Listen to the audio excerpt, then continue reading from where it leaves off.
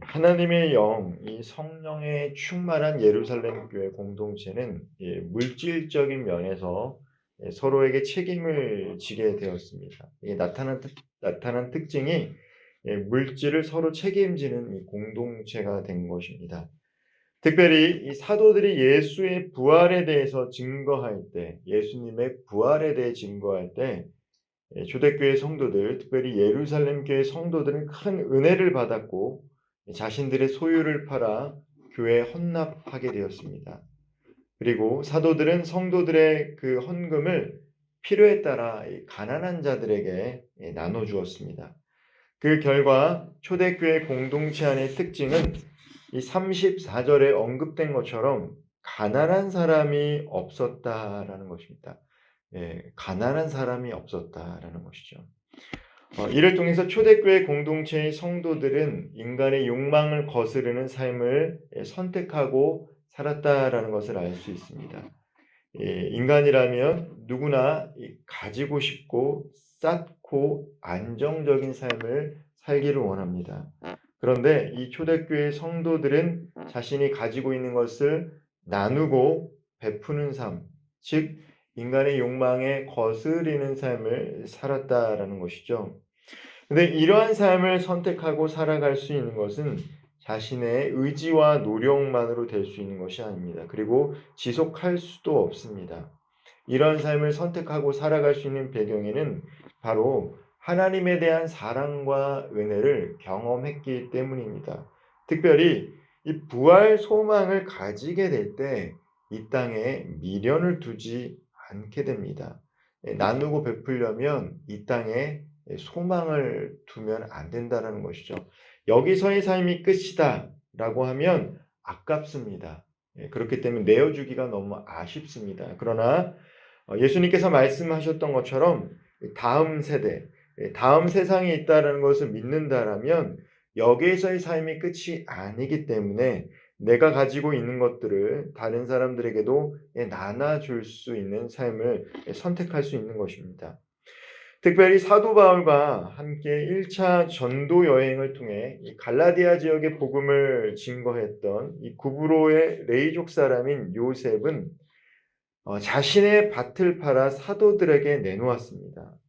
원래 이 사람의 이름은 요셉이죠. 그런데 사도들이 그의 이름을 바나바라 번역하면 위로의 아들이라는 이 영예를 주게 된 것입니다. 아마도 가난하고 힘든 사람들을 위해서 자신의 밭을 팔아서 주었을 뿐만 아니라 바나바는 말씀을 통해 드러난 이 사도행전을 통해 드러난 것은 사람들이 다가가기 어려운 바울에게도 다가가서 함께 동역하자고 손을 내밀었던 것처럼 사람들을 잘 위로하고 하나님께로 잘 이끌었던 귀한 사람이었습니다.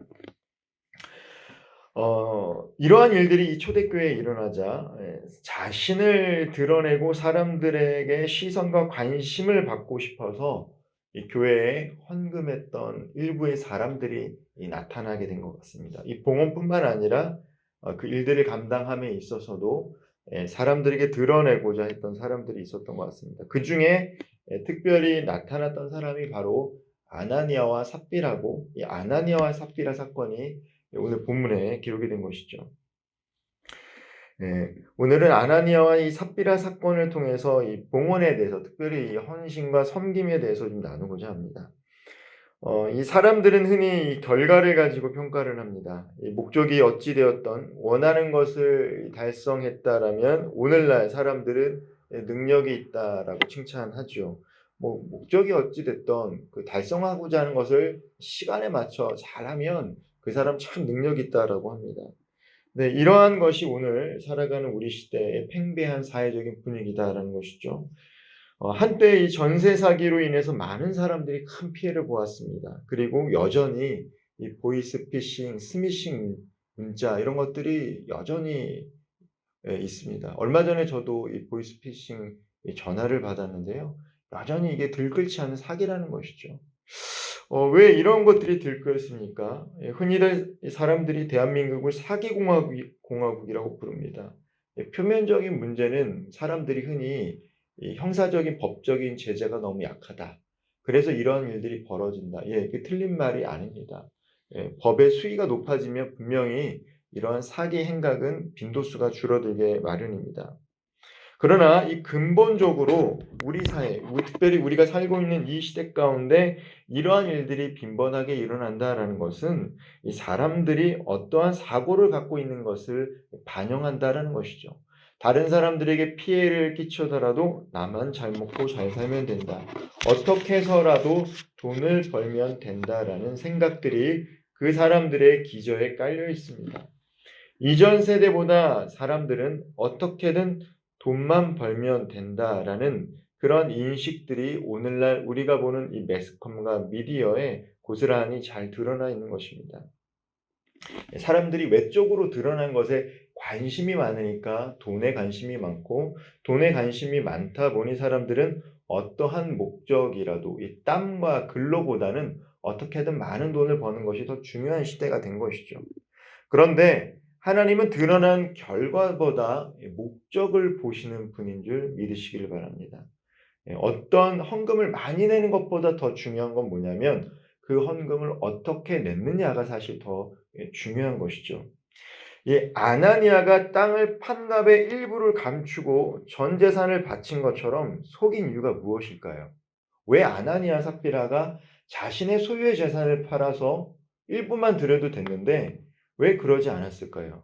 그것은 이 부부가 다른 사람들에 대한 인정과 자기 우상화에 관심이 있었기 때문인 것이죠.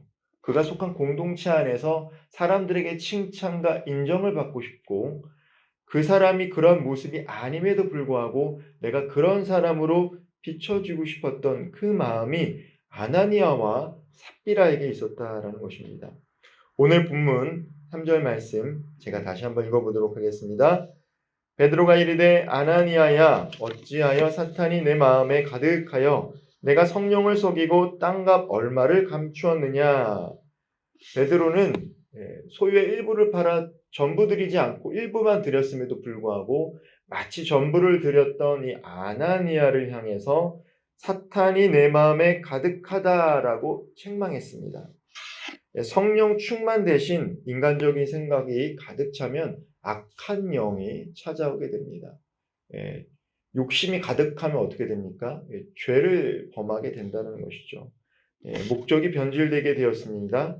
하나님께 드리는 것은 은혜 받은 만큼 드리면 됩니다. 내가 가진 소유 중에서 내가 은혜를 받았으면 은혜만큼 드리면 되는데 아나니아는 그것이 아니라 과도하게 자신이 받은 은혜와 사랑보다 더 넘치는 소유를 하나님께 드림으로 사람들에게 칭찬받고 싶은 것이죠.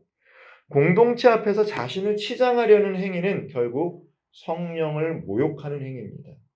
우리의 공헌과 헌신 참 중요합니다.